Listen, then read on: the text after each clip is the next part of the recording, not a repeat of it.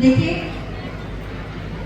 और प्रश्न है ऐसा कि मैं दोबारा छात्र, वैसे जब छात्र बनने का विषय आता है या हम अपने लाइफ में जब इस जीवन को जी के आगे बढ़ते हैं तो कहीं ना कहीं हम सब के लिए चुनौतियों भरा रहता है।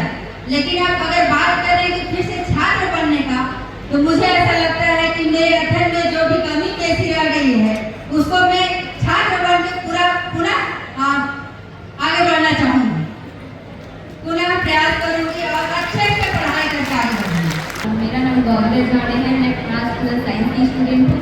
मैम, मेरा आपसे प्रश्न है कि आपके जीवन में क्या क्या संघर्ष रहे?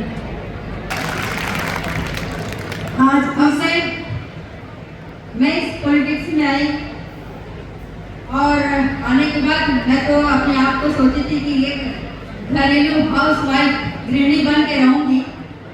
लेकिन जब अगर कोई चाहता है, लेकिन मेरा ये ख्वाहिश नहीं था कि मैं यहाँ तक पहुँच पाऊंगी, या राजनीति में आने का मेरा ऐसा कोई उद्देश्य नहीं था। लेकिन आज जैसे नितिन विजय जी आप सबको प्रेरणा देने के लिए आए हैं, आप सबको गाइड करने के लिए आए हैं, वैसे ही मेरे जीवन में मुझे गाइड करने के लिए मेरे मिस्टर जी मुझे आगे बढ़ाने का काम किया।